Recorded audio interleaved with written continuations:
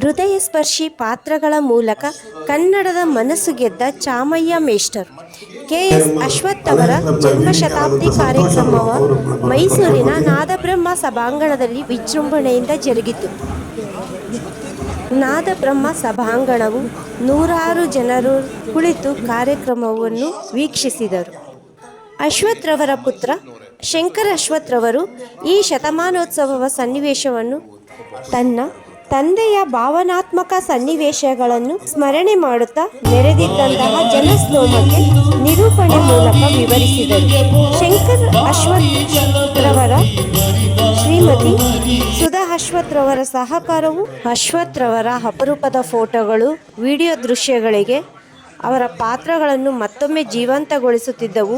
ಗಾಯಕರು Bettegowda, A D. Srinivas, Mandya David, Krishnamurthy, Srikantharao, Sridhar, Raviraj, Asu Jayaram, Shahid, Y D. Rajanna, Amruthesh, Nagendra, Abdul Qayyum.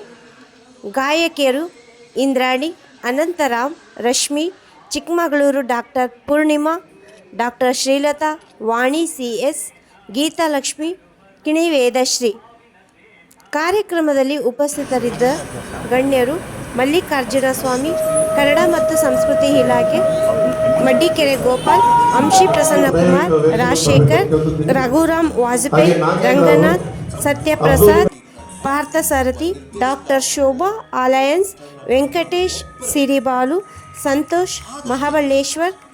ಈ ಯಶಸ್ವಿ ಕಾರ್ಯಕ್ರಮದ ಅಧ್ಯಕ್ಷತೆ ಹಾಗೂ ಸಂಯೋಜನೆ ನಡೆಸಿದ ನಾಗರಾಜ್ ಬೈರಿ, ಕರ್ನಾಟಕ ಸುಗಮ ಸಂಗೀತ ಪರಿಷತ್ ಮೈಸೂರು ಘಟಕ ಅವರು ಅಶ್ವಥ್ ರವರು ತಂದೆಯೇ ಎಂಬ ಭಾವನೆಯಲ್ಲಿಯೇ ಈ ಉತ್ಸವವನ್ನು ಹೊತ್ತು ನಿಭಾಯಿಸಿದ್ದರು ಎಂದು ಭಾವೋತ್ಸಾಹದಿಂದ ಹೇಳಿದರು. ಹೃದಯ ಸ್ಪರ್ಶಿ ಪಾತ್ರಗಳ ಮೂಲಕ ಕನ್ನಡದ ಮನಸ್ಸು ಗೆದ್ದ ಚಾಮಯ್ಯ ಮೇಷ್ಟರ್ ಕೆ.ಎಸ್. ಅಶ್ವಥ್ ರವರ ಜನ್ಮಶತಾಬ್ದಿ ಕಾರ್ಯಕ್ರಮ ಮೈಸೂರಿನ ನಾದಬ್ರಹ್ಮ ಸಭಾಂಗಣದಲ್ಲಿ ವಿಜೃಂಭಣೆಯಿಂದ ಭಾವಪೂರ್ಣವಾಗಿ ಜರುಗಿತು.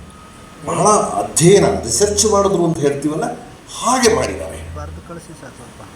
ಅದು ಕಾದಂಬರಿ ಆಧಾರಿತವಾದ ಒಂದು ಚಿತ್ರ, ಅದಕ್ಕೆ ಒಂದು ಗ್ರಂಥ ಭಂಡಾರ ಥರ ಇರತಕ್ಕಂತಹ ಒಂದು ಕಾದಂಬರಿ, 2-3 ಕಾದಂಬರಿಗಳನ್ನೆಲ್ಲ ಸೇರಿಸಿಕೊಂಡು ಅದನ್ನು ಮಾಡ್ತಾ ಇದ್ದಾರೆ.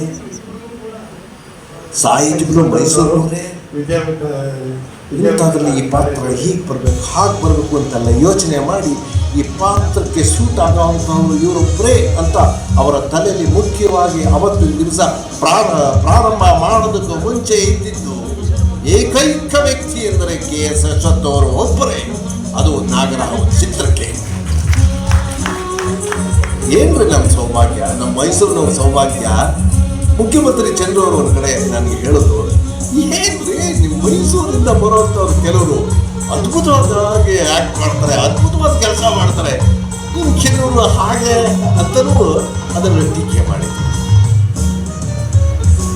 ಆ ಚಿತ್ರಕ್ಕೆ ಫಸ್ಟ್ ಆಯ್ಕೆಯಾಗಿದ್ದು ಚಾಮಯ್ಯ ಪಾತ್ರಕ್ಕೆ ಅಶ್ವಥ್. ತದನಂತರ ನಾಯಕರ ಪಾತ್ರಕ್ಕೆ ಆಯ್ಕೆ ಮಾಡ್ತಾ ಇದ್ದಾರೆ. ಕೊನೆಗೆ ಒಂದು ಹುಡುಗ ಸಿಕ್ಕಿದ್ರು, ಸಂಪತ್ ಕುಮಾರ್ ಅಂತ ಸಿಕ್ಕಿದ್ರು.